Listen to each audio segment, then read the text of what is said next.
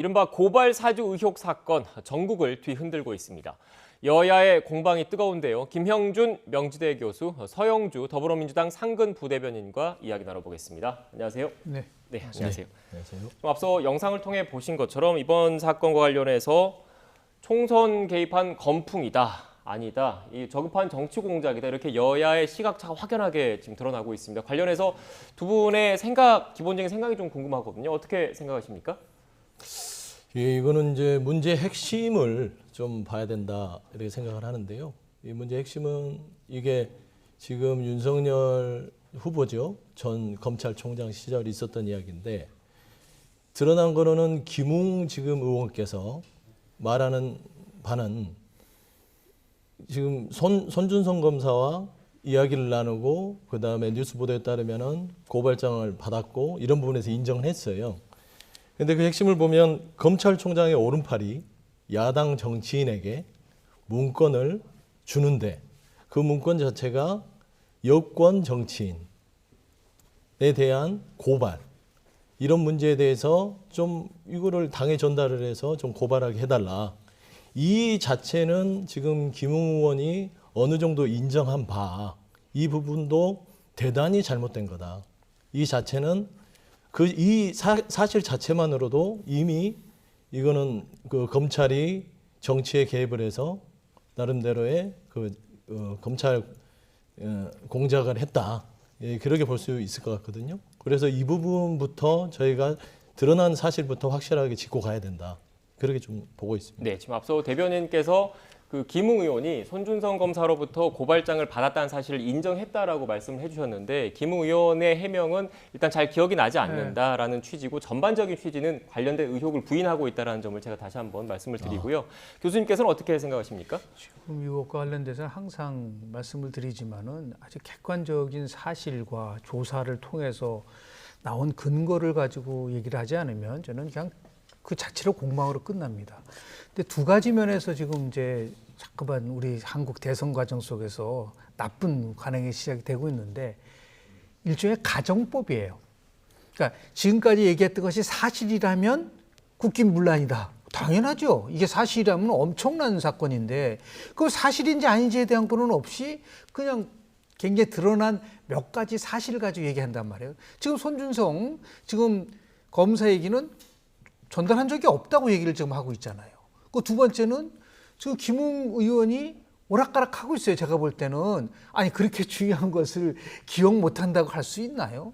그런데 또 한 언론 매체 인터뷰에서는 뭐라고 얘기했냐면 그거 자기가 쓴 거다고 고발장을 또 얘기하고 있는 부분들도 있고 그걸 지금 이제 장제원 의원 같은 거 왜 그 보도를 안 했느냐고 얘기를 하고 있기 때문에 각자 자신들에게 유리한 사실을 가지고 마치 그것이 사실인 것처럼 얘기하는 거는 굉장히 그 오해를 가져올 수 있는 부분들이 있기 때문에요. 결국은 조사, 감사, 수사 이 세 단계를 거칠 수밖에 없는 것이고 저는 이 부분을 빨리 해결할 수 있는 방법은 대한민국 법무부 장관이 검찰에 지시해서 조사하고 검찰총장이 감사하다고 하면 이게 복잡한 사항이 아니에요. 손준성 검사가 사용했었던 인터넷 또 킥스에 관련된 부분들 그 부분만 확인해도 금방 알잖아요. 벌써 며칠이 지났습니까? 추미애 장관 때는 얼마나 신속하게 감사를 통해서 사실을 밝혔는데 저는 1차적으로 어느 것이 맞는지 저도 모릅니다. 다만 빨리 이 감사라든지 조사한 내용에 대해서 즉각적으로 발표를 하고 그리고 미흡하다고 하면은 뭐 공수처 수사를 하든 검찰 수사를 하든 국정조사를 하든 그래야 되는데 지금 이 부분이 안 나와요. 조사 결과에 대해서 감사 결과에 대해서. 그렇기 때문에 이렇군 저렇군 누가 옳다 그러다 판단하기 저는 어렵다고 봅니다. 네, 지금 교수님께서도 좀 말씀하신 것 중에 그 고발장을 자기가 작성했다 김웅 의원이 얘기했다라고 말씀하신 부분이 있는데 이 고발장에 지금 의혹으로 지금 나오신 피고발인들이 꽤 많지 않습니까? 여권 인사도 있고 기자도 있고 하는데 김웅 의원이 얘기한 고발장 관련된 부분은 최강욱 의원과 관련된 부분이라는 점, 이 부분은 다시 한번 제가 또 정확하게 짚고 가겠습니다. 일단 두 분의 시각차가 이렇게 좀 첨예하게 나오는 것처럼 국회에서도 관련된 공방이 이어졌습니다. 어제 국회 법사위가 열렸는데 그때 국민의힘 장제원 의원이 이런 말을 했습니다. 직접 들어보겠습니다. 뉴스버스에서 김웅 의원과 9월 1일 날 통화를 했지만 보시죠. 9월 1일 날 최초 통화를 했습니다. 이 통화 기록은 의도적으로 보도하지 않았습니다. 분명한 의도로 김웅 의원은 고발장은 자신이 만들었다. 손준성에게는 법리에 맞는지 한번 물어봤다. 최강욱 의원 페이북 글에 대해서 이건 공직법 위반이다. 내가 먼저 알아서 고발했다. 이렇게 증언을 하고 있는 최초의 녹취, 이거를 왜 보도 안 했는지 뉴스버스는 얘기해야 됩니다. 네, 지금 그 장 의원의 이야기는 이 의혹을 최초로 보도한 인터넷 매체죠. 뉴스버스가 그 김웅 의원과의 통화 내용 사실을 좀 공개를 하면서 두 번 통화를 했는데 첫 번째 통화 내용은 밝히지 않았다. 이 부분에 대해서는 문제를 제기하고 있는 거지 않습니까? 중요한 단서일 수도 있고 그리고 의혹을 풀 수 있는 부분들일 수 있기 때문에요. 저는 뭐 누차 강조를 하지만 지금도 어느 부분 속에서의 일부분을 지금 발췌한 거잖아요. 그러니까 이거를 전반적으로 조사할 수 있는 거는 이번 사건의 핵심은 본질은 크게 두 가지라고 봅니다. 하나는 과연 검찰이 고발장을 만들어서 김웅 의원에게 전달을 했느냐라는 부분들, 검찰 조직이 개입했느냐, 그게 손 검사든 누구든 간에. 두 번째는 그 사실을 윤석열 전 검찰총장이 묵인했거나 혹은 방조했는지 허용했는지 이 두 부분이잖아요. 그러면 이거의 시발점은 손 검사가 과연 그러한 고발장을 포함해서 지금 의혹이 있는 부분을 만들었는지에 대한 부분들이 가장 우선적으로 나와야 되잖아요. 그 이후에 지금 김웅 의원이 같은 경우에는 이거는 제보자나 검찰이 알아서 할 부분이라는 데 대해서는 저는 동의하기 어려워요.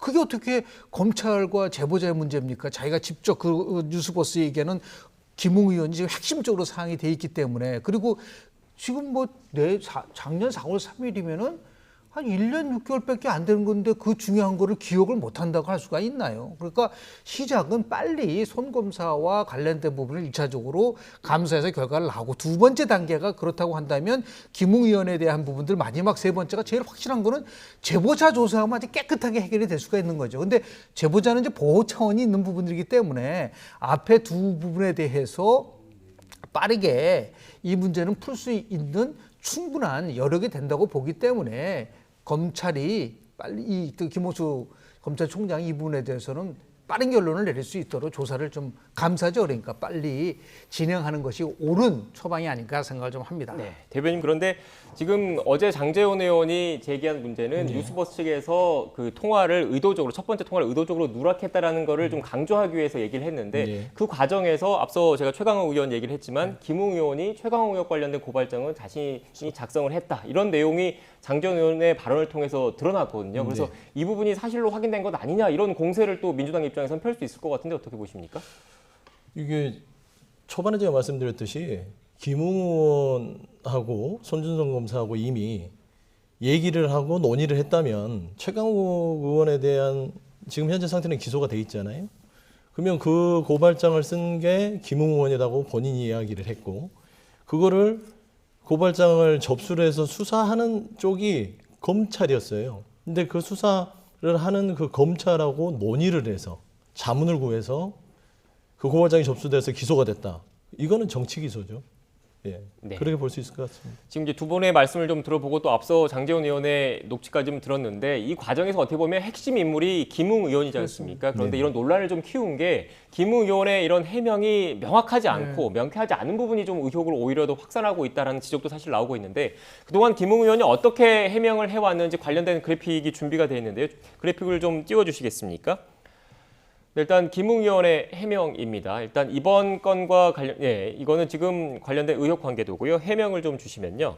김웅 의원이 일단 윤석열 전 총장과는 관련이 없다. 최광욱 열린민주당 의원 고발장은 내가 만들었다. 이런 내용이 있었고 다만 전반적인 취지는 그 문건 관련해서 기억이 전혀 없다라는 취지로 좀 얘기를 했고 다음 해명도 있습니다.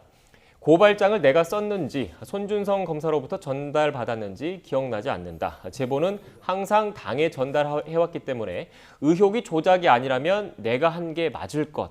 어떻게 보면 명확하지 않는 부분이 좀 있어요. 어떻게 보십니까, 교수님? 저 부분에 대해서 굉장히 충돌을 되잖아요. 아니 그러니까 내가 만들었는데 기억이 없다. 이게 상식적으로 앞뒤가 맞는 건가요? 그리고 그렇게 저렇게 고발장 같은 관련되면 엄청나게 중요한 부분인데 그거를 전혀 기억을 못한 의혹이 맞는 거라면 내가 또 쓴 거다. 난 그래서 도대체 그 김웅 의원이 어떤 의도로 저렇게 얘기를 하는지에 대해서 지금도 갈팡질팡하고 있는 것 같아요. 그래서 이 핵심은 이거 아니겠습니까? 만약에 지금 대변인 말씀하신 것처럼 여하튼 간에 김웅 의원이 고발장을 만들 때 손중성 검사의 도움을 받아가지고 했다는 것 그 자체가 문제가 되는 것인지 아니면은 그 자체가 바로 검찰이 개입한 거다라고 하는, 그러니까 검찰이라는 조직이 개입한 건지 손중성 개인과 김웅 개인 간의 관계 속에서 이루어진 것이라고 하더라도 검찰이 문제가 있다고 우리가 판단하는 문제지. 그러나 처음에는 이 사건의 본질은 뭐냐면 손 검사가 김웅 의원에게 전달을 했고 그것을 통해서 파장이 확산된 건데 첫 번째 고리가 지금 흔들리고 있단 말이에요. 손준성 검사는 지금 이 모든 의혹에 대해서 부인을 하고 있기 때문에 결국은 키를 갖고 있는 거는 김웅 의원이 이 부분에 대해서 명쾌하게 대답을 해줘야 되는데 누가 들었더라도 이게 지금 왔다 갔다 하는 것 같아요. 갈팡질팡하고. 또 하나는 지금 국민의힘 자체적으로 당무감사를 했다고 얘기를 하는데 제보받은 거는 또 없다고 얘기를 하는데 이 부분도 또 서로 맞지 않는 부분들도 있고, 그래서 저는 이런 상황 속에서 계속 나가면은 사실은 밝혀지지 않고 끊임없는 의혹 공방만 이루어질 수 있는 부분들이 있다라는 말씀을 좀 드립니다. 네, 일단 관련된 등장인물이 좀 많기 때문에 앞선 잠깐 그래픽 나가긴 했는데 관련해서 관계도 다시 한번 좀 띄워주시겠습니까? 일단 시청자 여러분 이해를 구하기 위해서 좀 다시 설명을 해드리면 일단 이번 핵심 인물 김웅 의원 외에 또 손준성 검사가 있는 거잖아요. 그런데 이 손준성 검사가 그 윤석열 전 검찰총장 시절에 수사정보 정책관, 그러니까 어떻게 보면 윤 전 총장의 핵심 측근으로 볼 수 있는 보직에 있었기 때문에 지금 계속 이 논란의 중심에 서 있는 거지 않습니까? 네, 그렇습니다. 그래서 이게 문제가 되는 게 손준성 수사정보 정책관이라는 자리가 검찰총장의 오른팔입니다. 그다음에 어제 법사위에서도 나왔지만 윤석열 검찰총장 시절에 추미애 장관에게 인사를 부탁하기도 했고 각별하게 신경을 썼다 이런 주장들을 하셨거든요. 따지면 손준성 검사는 지금 입장 표명을 하기가 굉장히 힘들지 않을까. 뭐가 있어도 일단은 전혀 사실을 부인할 수밖에 없는 입장일 것 같고요. 아까 이제 교수님께서 말씀하셨듯이 지금 현재 키는 김웅 의원이 지고 있다. 김웅 의원이 손준성 검사 얘기한 내용들, 사실들, 그리고 얼마만큼 제보자가 김웅 의원과 얘기를 했는지, 오늘 이제 동아일보 인터뷰에 보면 제보자를 알고 있다라고 밝히셨거든요.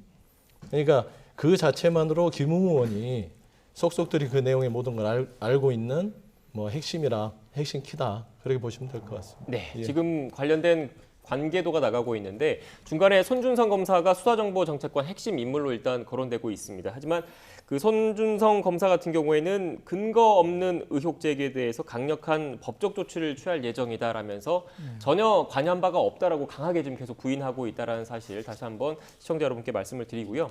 대변인께서 잠깐 말씀하셨고 교수님께서도 말씀하셨지만 결국 이 핵심 인물이 김웅 의원과 이 손준성 검사인 거잖아요. 근데 그렇죠. 이 두 사람이 명확하게 1차적으로 규명을 해줘야 되는데 현재 검찰 쪽에서 내부 감찰을 좀 진행을 하고 있는데 그 과정에서 좀 그 관련된 실체가 좀 드러날 수 있을까요? 그게 제일 중요한 키죠. 지금 우리가 어떤 논리를 전개를 할 때 손 검사가 김웅 의원에게 고발장을 전달했다는 것을 가정했을 때는 혼자 했겠느냐, 윤 전 총장이랑 같이 나름대로 무슨 나름 있지 않았겠냐. 이거는 벌써 첫 번째 전제 조건이 맞다는 것을 하고 있는데 지금 이 부분이 흔들리고 있는데 벼랑간 윤 전 총장에 대한 부분들을 공격하는 것은 맞지 않을 수가 있고요. 그래서 저는 이게 그렇게 힘듭니까? 저는 잘 모르겠어요. 검찰 조직 내부에 대해서. 지금 송 검사가 사용했었던 업무용 인터넷에 대해서 여하튼 어떤 형식이든 간에 이거 조사할 수도 있고 당연한 여러 가지 방법에 의해서 해결할 수 있고 또 킥스 시스템, 즉 고발장에 첨부된 판결문이 과연 어떤 형식으로 되어 있느냐, 이거는 하루면은 다 확인할 수 있는 거 아닌가요? 그런데 왜 자꾸만 이게 늦어지면 늦어질수록 손 검사가 얘기하는 부분이 맞는 게 아니야라고 하는 또 의혹이 나오기 때문에 1차적으로는 빨리 신속하게 이 부분에 대해서 감찰 결과를 발표를 하고 미흡하면 제가 말씀을 드리지 않습니까? 이게 수사를 가든 국정조사를 가든 추가적인 조사가 필요할 수 있는 부분이다라는 말씀을 좀 드립니다. 네. 네. 일단 지금 교수님께서 말씀하신 거는 손 검사에 대한 감찰이 진행되고 있는데 업무용 PC 그리고 그렇습니다. 그 실명 판결물이 있었기 때문에 형사사법정보 시스템에서 그걸 누가 다운받았는지 판사와 검사들만 일단 들여다볼 수 있는 시스템이니까 그 부분을 말씀하시는 것 같은데 또 일각에서는 업무용 PC 외에 휴대전화도 있고 다른 수단도 있기 때문에 이게 감찰로는 한계가 있고 강제 수단을 좀 동원해야 되는 것 아니냐 그래서 수사로 전환해야 되는 것 아니냐 이런 의견도 나오고 있던데 어떻게 보십니까? 말씀하신 대로 감찰로는 한계가 있다. 내부적으로. 근데 이 핵심 키가 휴대전화에 있다고 봅니다.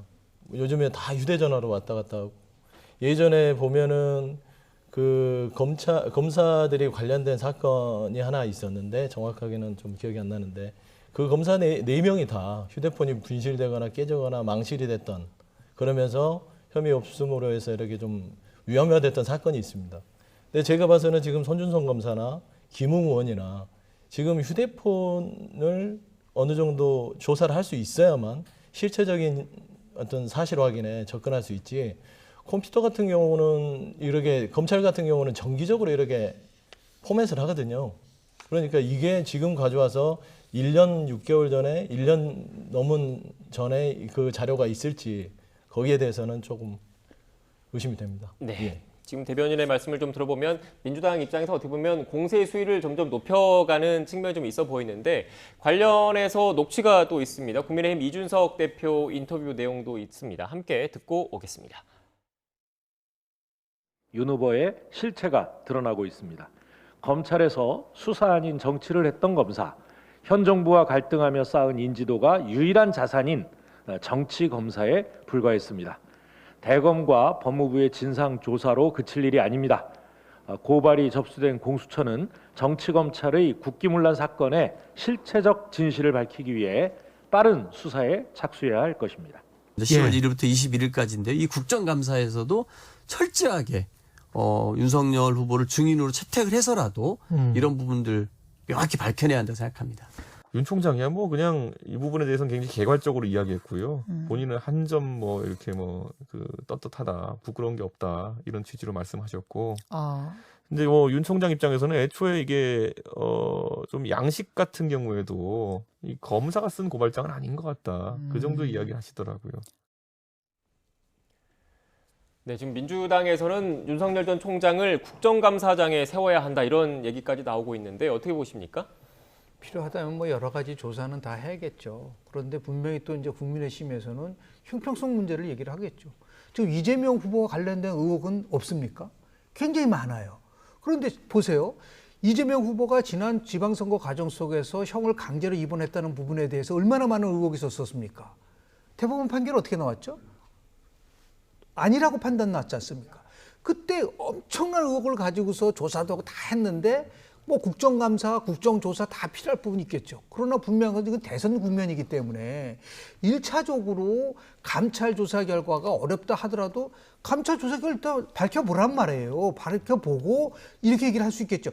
밝혀지지 않았기 때문에 2차로 간다고 얘기를 하는데 무조건 지금 감찰은 어렵기 때문에 수사를 해야 된다라고 얘기를 하면은 이게 너무나 이게 쉽게 표현해서 어느 한쪽으로 몰고 가는 게 아니냐라고 하는 의혹이 생길 수가 있기 때문에 저는 있든 없든 간에 감찰 내용을 정확하게 밝히고 그 다음에 판단해야 될 것 같아요.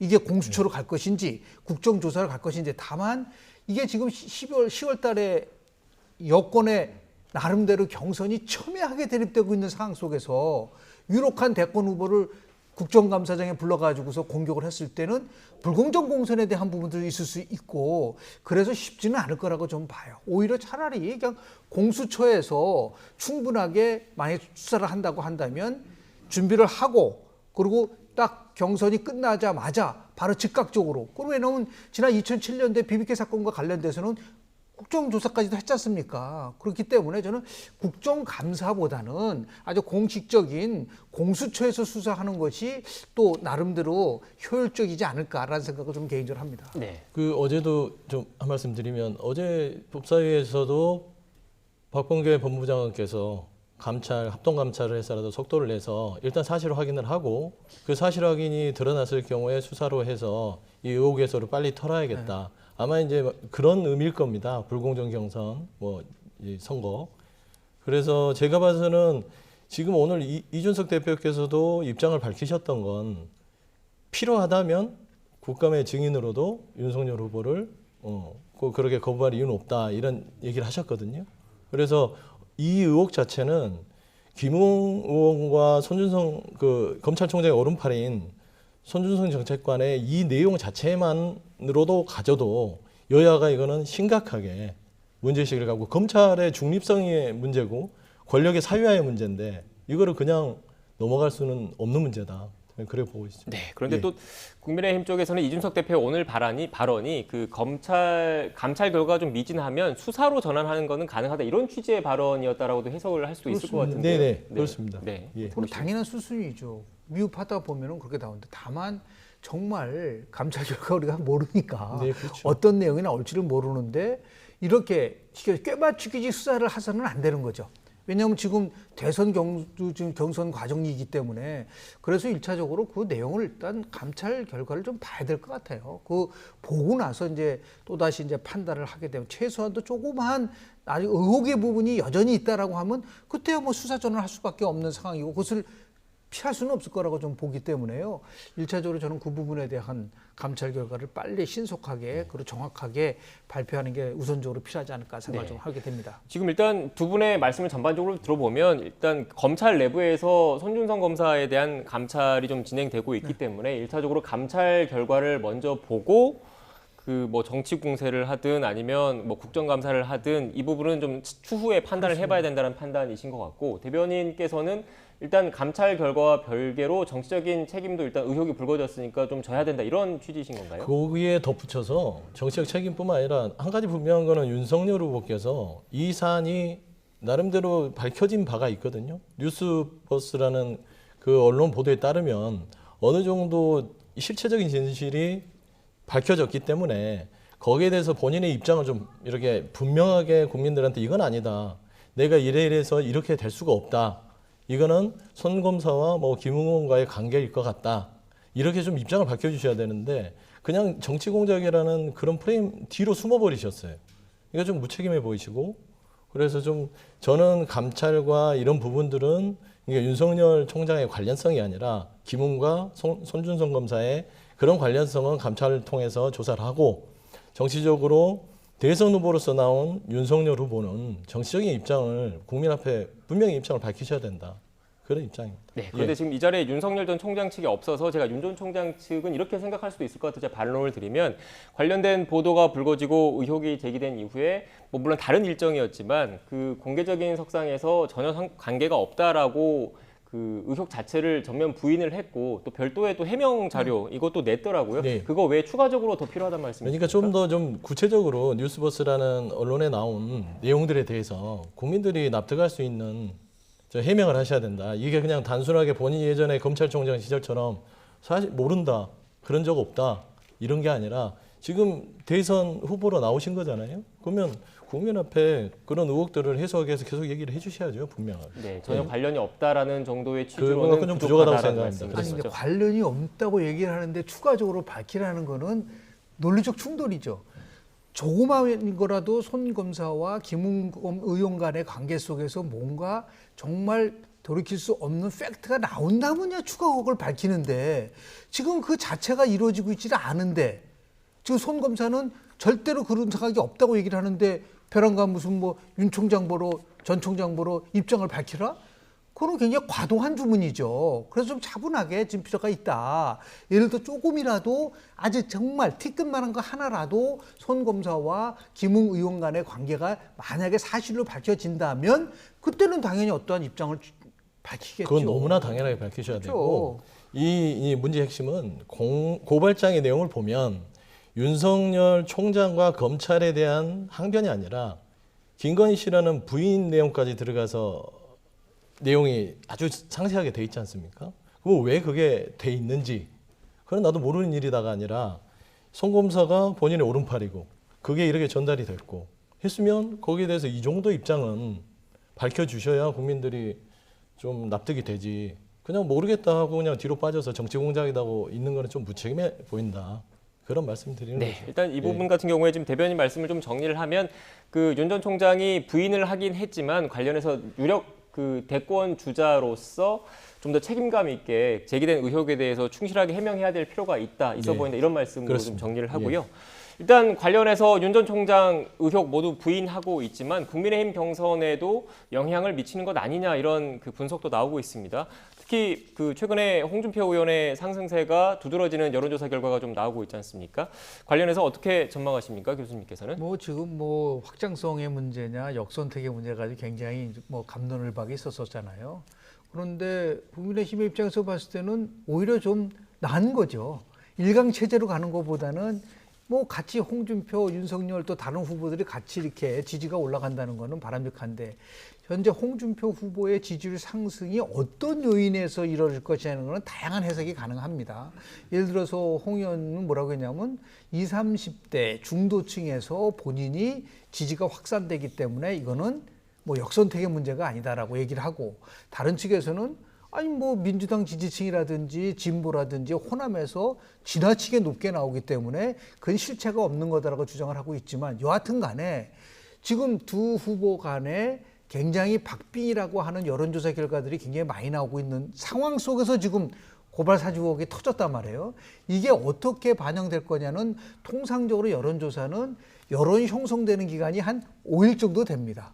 그러니까 오늘이 이제 화요일이기 때문에 목요일이나 금요일 정도 또는 그 다음 주 월요일 날 YTN이 항상 고정적으로 여론조사 결과를 발표하지 않습니까?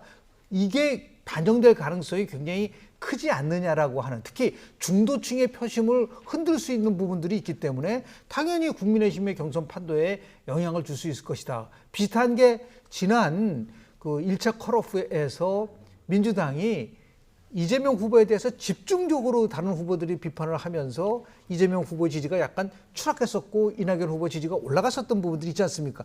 그러한 비슷한 패턴을 보일 가능성은 어느 정도 있다라는 말씀을 좀 드립니다. 네, 앞으로 여론조사 추이를 좀 더 지켜봐야 된다는 말씀이신 것 같고 민주당은 이번 그 홍준표 의원의 상승세를 어떻게 그 바라보고 있는지가 좀 궁금한데 정청래 의원이 이런 얘기를 했더라고요. 홍준표 의원의 인기를 실감한다. 홍준표 의원이 본선에 오르면 땡큐다. 이런 얘기를 했는데 실제로 전반적인 분위기가 그렇습니까?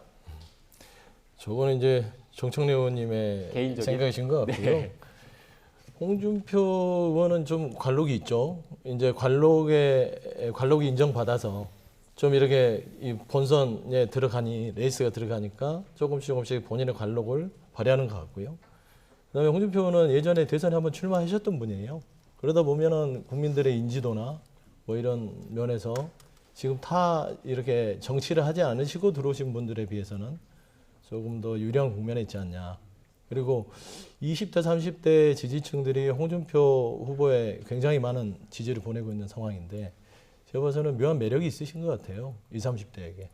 그래서 그 부분을 계속해서 저는 홍준표 후보가 가져갈 것 같고요. 그래서 말씀하신 대로 한 10일 이내에 뭐 본인은 추석 이후에는 골든크로스를 한다고 하니까요. 뭐 그렇게 되지 않을까 생각이 됩니다. 네.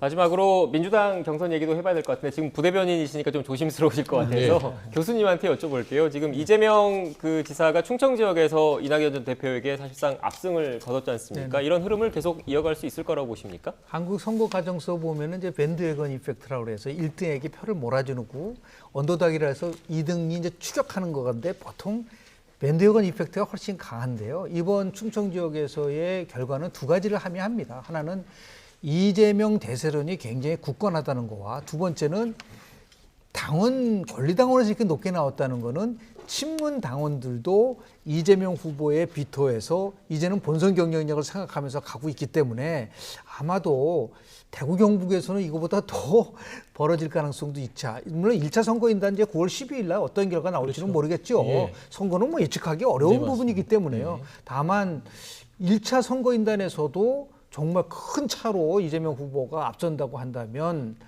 두 번째가 이제 호남 경선이 남아있지만 이낙연, 정세균 후보 굉장히 고전을 할 가능성이 굉장히 크지 않을까 생각을 좀 합니다. 네, 알겠습니다. 지금까지 김형준 명지대 교수, 서영주 더불어민주당 상근 부대변인과 전국 현안에 대한 이야기 나눴습니다. 오늘 말씀 고맙습니다. 네, 감사합니다. 감사합니다.